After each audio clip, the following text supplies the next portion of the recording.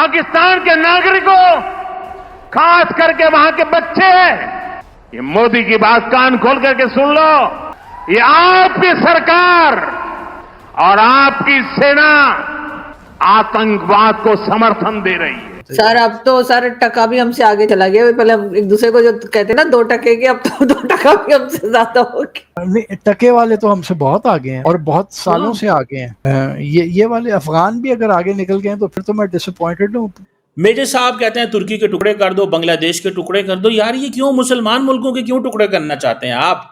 बांग्लादेश को काट दो, यहाँ से ये काट दो, ये ऐसे काट दो। आप क्या करते, आप किसको बेवकूफ समझते हैं यार? आप अपने लोगों को क्यों इतना अंडर एस्टिमेट करते हैं?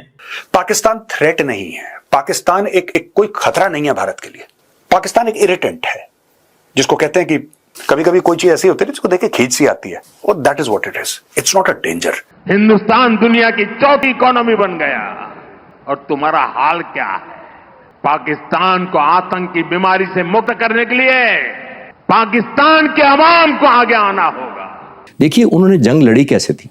पॉलिटिकली मोटिवेटेड जंग फोर्सेस नहीं जीत सकती इतनी आसानी से। हमारी मुल्क ने जो जंग लड़ी है वो पॉलिटिकल मोटिवेट नहीं थी। कौम क्यों पीछे आ गई? चंद घंटों के अंदर लोग अफवाज पाकिस्तान के पीछे थे। उधर ऐसा हुआ। पीएम मोदी ने भुज के ज़मीन में खड़ा होकर पाकिस्तान के बच्चों को संदेश भेजा है। पाकिस्तानी गवर्नमेंट और पाकिस्तानी आर्मी चोर है। वो चंद पैसों के लिए पाकिस्तान और भारत में आतंकी साजिश रचने को तैयार हो जाती है। पीएम मोदी के अनुसार पहलगाम हमले के पीछे पाकिस्तानी आर्मी चीफ आसिम मुनीर है, जिन्हें प्रमोशन के साथ पाकिस्तान में इज्जत भी मिला है, क्योंकि पाकिस्तान की आवाम आर्मी के खिलाफ हो गई थी, क्योंकि उनका फेवरेट लीडर इमरान खान 2.5 साल से जेल की सजा काट रहा है। पीएम मोदी के अनुसार ऑपरेशन सिंदूर का मकसद पाकिस्तान को चारों तरफ से घेरना था, क्योंकि चाइना के बहकावे में आकर पाकिस्तान कश्मीर में आतंकी साजिश रच रहा था, जिसके बाद कई स्लीपर सेल्स भारत में रंगे हाथों पकड़े गए, जिनका कॉन्टैक्ट आईएसआई से था। अपनी इसी नाकामी को छुपाने के लिए पाकिस्तान के पीएम और फील्ड मार्शल आसिम मुनीर तुर्की के दौरे में गए, क्योंकि तुर्की ने पाकिस्तान को इस जंग में पूरा सपोर्ट किया था, जिसके बाद भारत ने एर्दोगान की सरकार और तुर्की प्रोडक्ट्स को पूरी तरह बॉयकॉट कर दिया।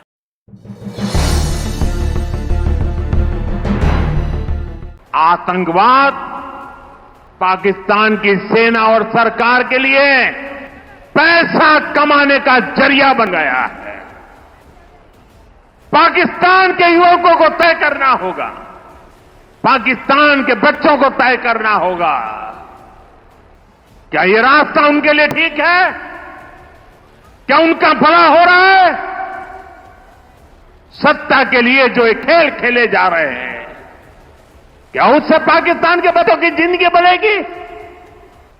मैं पाकिस्तान के बच्चों को कहना चाहता हूं, ये आपके हुक्मनारा, ये आपकी सेना आतंकवाद के साए में पल रही है।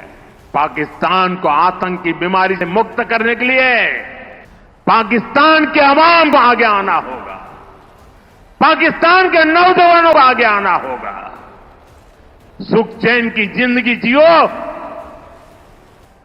रोटी खाओ, वरना मेरी गोली तो है ही। साथियों, भारत की लड़ाई सीमा पार पल रहे आतंकवाद से। जो आज इस आतंकवाद को पाल पोस रहा है, उससे हमारी दुश्मनी है। मैं कच्छ की इस धरती से, पाकिस्तान की सीमा पर सटा हुआ मेरा जिला है, मैं पाकिस्तान के लोगों को भी कहना चाहता हूं, क्या पाया आपने? हिंदुस्तान दुनिया की चौथी इकोनॉमी बन गया और तुम्हारा हाल क्या है? तुम्हारे बच्चों के भविष्य को बर्बाद किसने किया? तुम्हें दर दर भटकने के लिए मजबूर किसने किया? ये आतंकवाद के आंख कौन है? वहां की सेना का अपना एजेंडा। पाकिस्तान के नागरिकों, खास करके वहां के बच्चे, ये मोदी की बात कान खोल करके सुन लो। ये आपकी सरकार और आपकी सेना आतंकवाद को समर्थन दे रही है। आतंकवाद पाकिस्तान की सेना और सरकार के लिए पैसा कमाने का जरिया बन गया है। पाकिस्तान के युवकों को तय करना होगा, पाकिस्तान के बच्चों को तय करना होगा, क्या ये रास्ता उनके लिए ठीक है? क्या उनका भला हो रहा है? सत्ता के लिए जो ये खेल खेले जा रहे हैं, क्या उससे पाकिस्तान के बच्चों की जिंदगी बनेगी? मैं पाकिस्तान के बच्चों को कहना चाहता हूं, ये आपके हुक्मनारा, ये आपकी सेना आतंकवाद के साए में पल रही है, आपको अंधेरे में धकेल रही है। सवाल यह है कि ये पालकी शर्मा और मेजर साहब पाकिस्तान को क्यों आइसोलेट करना चाहते हैं?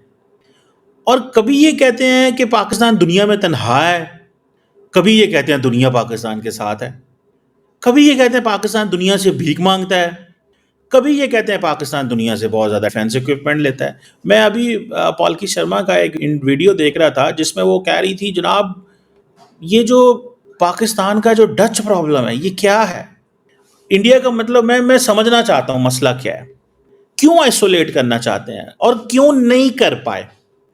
हम तो समझते थे इंडिया ने हमें आइसोलेट कर दिया, हम तो ये सोच के बैठे हुए थे। वो तो इस क्राइसिस में पता चला कि पाकिस्तान आइसोलेटेड नहीं है, इंडिया आइसोलेट हो गया। आप देखें ना, मेजर साहब को मैं सुन रहा था, मेजर साहब कह रहे तुर्की के टुकड़े कर दो। भाई तुर्की के कैसे टुकड़े कर दोगे? वो जो लोग $5.6 बिलियन की इंडिया से एक्सपोर्ट भेजते हैं उनके चूल्हे बंद हो जाएंगे मेजर साहब। एंड देन कल को आप तुर्की कहोगे, फिर हो सकता है परसों आप सऊदी अरब कह दो, हो सकता है पालकी शर्मा साहिबा कल को ये भी कह दें कि जनाब नहीं पाकिस्तान को जो है यूएई से खत्म कर दे, ताल्लुकात ही खत्म करा दें इनके। मतलब ये आपकी कैसी डिमांड्स हैं यार? दुनिया आपको इस तरह थोड़ी देखती है। हाउ इज दिस पॉसिबल कि आप रात को फैसला करें आज कि जनाब पाकिस्तान के ताल्लुकात दुनिया के आधे मुल्कों से खत्म हो जाने चाहिए, ये पालकी शर्मा की ख्वाहिश है। ओ भाई, दुनिया ताल्लुकात ऐसे नहीं बनाती। आप ये सोचें कि अमेरिका ने आपका साथ क्यों नहीं दिया, इस सवाल को एड्रेस किया आपने? क्या आपने अपनी मल्टी अलाइनमेंट पॉलिसी के अंदर जो आपके प्रॉब्लम्स हैं उसको एड्रेस किया आपने? आप ये चाहते हैं डच पाकिस्तान से पीछे हट जाए, तुर्की पाकिस्तान से पीछे हट जाए, सऊदी अरब पाकिस्तान से नाराज हो जाए, यूएई इंडिया के साथ हमेशा के लिए लग जाए, हर बंदा इंडिया की सामने लाइन में खड़ा हो जाए और कहे जनाब इंडिया जिंदाबाद, मोदी जिंदाबाद, पालकी शर्मा जिंदाबाद, मेजर साहब जिंदाबाद और जनाब हम आपके पीछे हैं। क्यों? वाई? आपने कभी ये सोचा? मतलब आप किस दुनिया में रहते हैं? मल्टी अलाइनमेंट में आप कहते हैं दुनिया आपके साथ अलाइन करे जो आप कहते हैं, लेकिन आप किसी के साथ अलाइन ना करें। यही है ना? आप क्या करते? आप किसको बेवकूफ समझते हैं यार? आप अपने लोगों को क्यों इतना अंडर एस्टिमेट करते हैं? मतलब यार, आप व्हाई डोंट यू कोएग्जिस्ट?